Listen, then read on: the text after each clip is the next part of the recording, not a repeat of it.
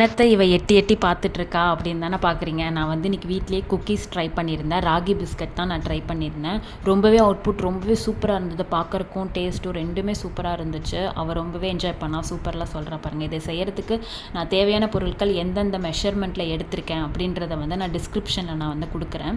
First வந்து key add பண்ணிக்கிறேன். அதுக்கப்புறம் வந்து கண்ட்ரி சுகர் ஆட் பண்ணிக்கிறேன் தேவையான அளவு.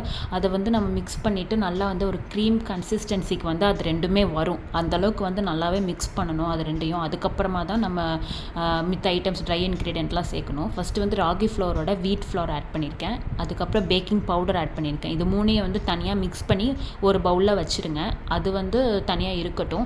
அதுக்கப்புறமா நம்ம நாட்டு சக்கரை மிக்ஸோட வந்து இந்த ட்ரை இன்க்ரீடியன்ட் எல்லாமே வந்து நம்ம சேர்த்து ஒரு சப்பாத்தி மாவு நம்ம எப்படி கையில் பிசைவோமோ அதே மாதிரியே நீங்கள் கையில் தான் இதை பிசைய முடியும். ஸ்பூன்லாம் போட்டெல்லாம் பிசைய முடியாது. ஃபஸ்ட்டு உதிரியாக தான் இந்த மாதிரி தான் வரும். அதுக்கப்புறம் வந்து பால் வந்து 3 டேபிள் ஸ்பூன் நான் எடுத்திருக்கேன். 3 டேபிள் ஸ்பூனாக கொஞ்சம் கொஞ்சமாக ஆட் பண்ணி இந்த மாதிரி நான் பிசைஞ்சு வச்சுக்கிறேன்.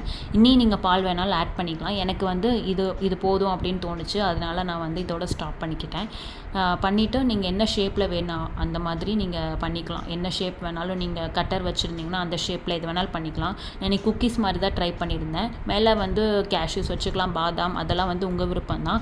என் வீட்டில் வந்து சாக்கோ சிப்ஸ் இருந்தது. அதனால் நான் அதை தான் வச்சு மேலே பண்ணியிருந்தேன். பார்க்குறக்கே ரொம்ப சூப்பராக இருந்தது அவுட்புட்டு. இவ்வளோ ரொம்ப எக்ஸைட்டாக வெயிட் பண்ணிகிட்டு இருந்தா எப்போ கையில் கிடைக்கும் அப்படின்னு. நான் வந்து ஓவனில் பண்ணுறனால 180 டிகிரி செல்சியஸில் வந்து ப்ரீ ஹீட் பண்ணேன். ஃபஸ்ட்டு ஒரு 10 மினிட்ஸ் ஆகும் ப்ரீ ஹீட் பண்ணுறதுக்கு. விட்டுட்டேன். அதுக்கு கூட இவளுக்கு பொறுமையே கிடையாது. இதை ஓப்பன் பண்ணுறேன்றா, அதை ஓப்பன் பண்ணுறேன்றா, குக்கீஸ் எப்போ கிடைக்கும் அப்படின்லாம் கேட்டுட்டு இருந்தா. அட்லாஸ்ட் நான் வந்து ஃபஸ்ட்டு 12 மினிட்ஸ் வச்சு எடுத்தேன். 12 மினிட்ஸ் வச்சு எடுத்ததுக்கப்புறம் வந்து நல்லாவே வெந்திருந்துச்சு. ஹாட்டாக இருக்கும் போது அதை வந்து நீங்கள் தொட்டு பார்த்தீங்கன்னா சாஃப்டாக தான் இருக்கும். ஸோ வந்து கொஞ்சம் கூல் ஆனதுக்கப்புறம் நீங்கள் தொட்டிங்கன்னா வந்து உங்களுக்கே கிறிஸ்பினஸ் தெரியும்.